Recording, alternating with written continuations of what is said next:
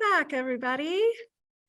I just popped into one of the break rooms, and Lulu and Maya and I constituted our own little break room. We were break room 3, the restaurant kitchen. First of all, let's talk, like, how did this go? It's harder than it looks, right? To write a quick and dirty mission statement. I think it was kind of fun. Good. It's supposed to be kind of fun. Excellent. I'm glad to hear it. And so, Anne, tell me, which group were you in, and what lessons did you learn when you started thinking this? Okay, so I was in group 2 with Denise and Stacy, and what I learned right away is that I was trying to make it. Because we were doing the influencer, we were like, let's make it kind of short and sweet, and kind of to the point. What else did I learn? I don't know, like how important the vocabulary is that you use. Do you want me to tell you what we came up with? Yes, I would love to. Okay, so for the foodie influencer, who we called Megan Taylor, just because. So Megan Taylor's mission is to foster a global community around food with curiosity and delight. Excellent. And how do you see that influencing what Megan puts in her kitchen or buys or hangs on the walls to have behind her in her, her beautiful kitchen? I know, because my first thing was about the aesthetic of her kitchen in my mind, but we didn't really talk about what that would look like. We were kind of thinking of, well, Stacy had this kind of fun example. She's like, I can picture her like going around London trying like a really amazing fish and chips. And then I said, okay, and then is she coming back to her kitchen and making it at home? Exactly. So, with a Union Jack behind her to be like, we're making jolly old England. Yeah. So when we put the word global in there, we were kind of thinking of how she could engage different cuisine. Exactly. Oh, awesome. That's terrific. And who was in group 1, the home kitchen? That was Keith and I. Ooh. I can share what we came up with in the chat. The kitchen, I feel like the kitchen is at a home is where everybody goes when the party's on. So well, yeah, I think that's what was interesting about it is it's a place to prepare and store food. It's a very functional space, but then there are these other there's a social aspect to it for the family. And how do you also sort of account for that in your mission statement? Because that's important too. Exactly. And I can easily, this was sort of a fun, like let's play around with this idea, but a mission statement for your kitchen is something that if you were designing a home, having a mission statement, like what do we want our kitchen to be and be able to do? What do we see happening here? And what are we going to need to have? If we're Italian American and we make a lot of pasta, maybe that means we shell out extra for that extra faucet that, fills the pasta pot with water at the stove. So you don't have to carry a heavy pot of water.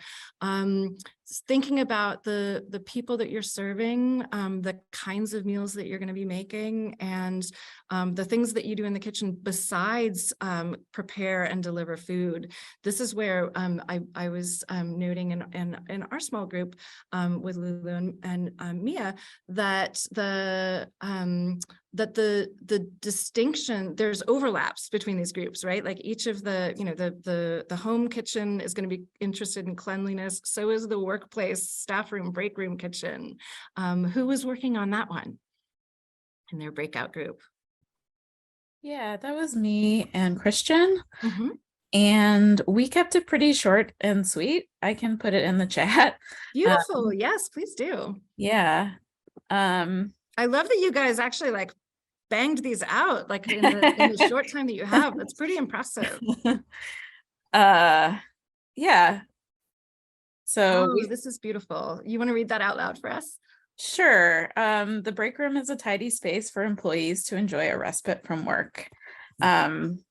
So we tried to Christian can chime in if he wants. Yeah. So we were like, because we felt like we got the least glamorous one. So we were like, this is what we can come up with in 2 minutes, which is So somebody else pointed out, I'm seeing in the chat that's sort of a ridiculous task because the mission statements take so long. But yeah, Of no, we wanted course, to hit, yeah. we wanted Nobody to was hit, expected to succeed fully here, but I think everybody did really great, honestly. we wanted to keep it short and concise. Like I said, we felt like it was the least glamorous, but we wanted to hit the important points, including what you had touched on. And Aaron filled me in. Thankfully, I didn't think I was going to be able to participate, but including some sort of restrictive language, right? So we were taking the assumption that we used the word employee, taking the assumption that that would be how would we define it? Obviously, in other scenarios, it would be more broad than that potentially, but just for the sake of simplicity, we wanted it obviously serves the legal function of having a place that is purposefully away from work.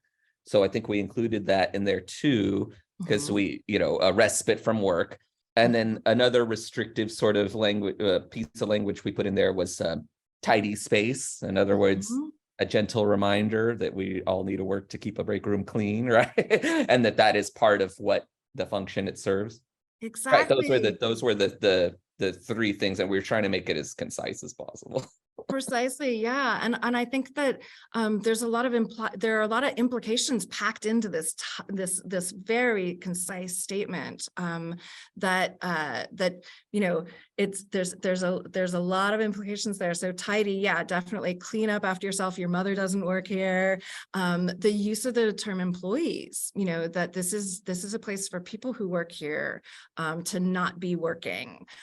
So that says to me that this isn't a space for for other folks to kind of wander in. It's not a de facto daycare. It's not a place to like stash your